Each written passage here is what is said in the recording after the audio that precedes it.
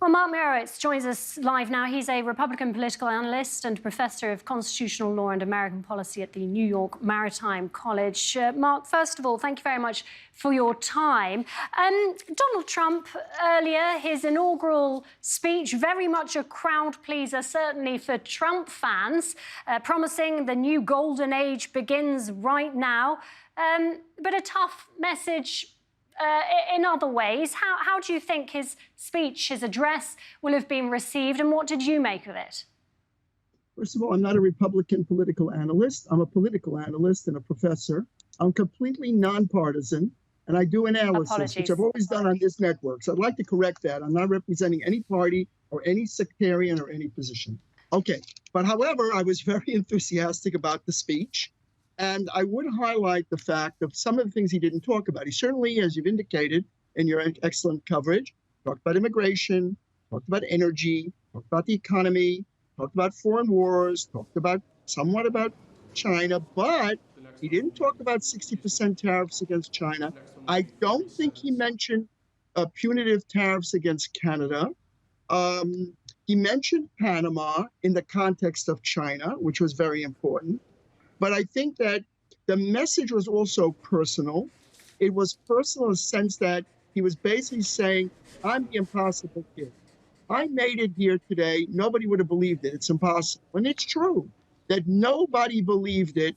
And in fact, when you talk about MAGA people, I think that is exactly the mistake that the Democrats made, to think that there's a segment of this country that are MAGA people, or what Hillary called deplorables. There's actually, he won the Electoral College, he won the popular vote, the Republicans control the House, control the Senate. These are not MAGA people. This is a wide array of people.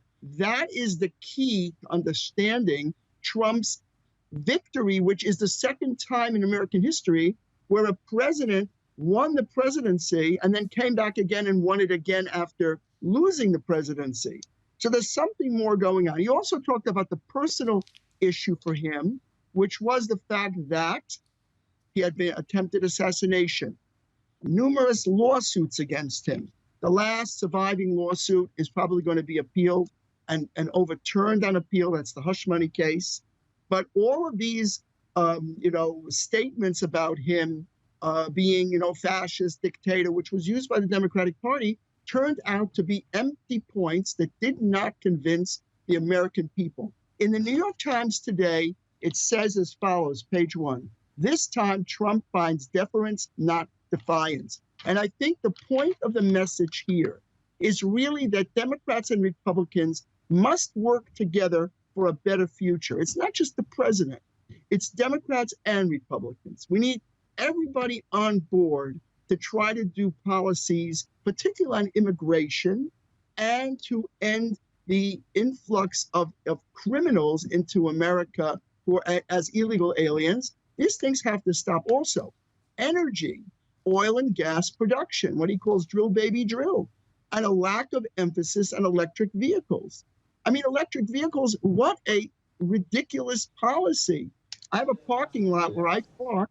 There are 2 electric chargers and 100 parking spaces. I don't know where you park your car, but where in the world are they going to do electric vehicles to get the technology to do that and get rid of all of the regular cars, which are using the abundant energy resources of the United States? So I think he kind of destroyed some foolish perception, but he didn't mention a lot of hot button issues. That's very important to keep in mind, because he's also into negotiation. I think the tenor of the inauguration was very uplifting. I thought it was very uplifting. I thought the benedictions, the whole tenor of it was very uplifting for America. And I think we have to kind of work together. He's our president, and we need to move together for the betterment of the United States. And I think the Democrats need to come on board. Thank you.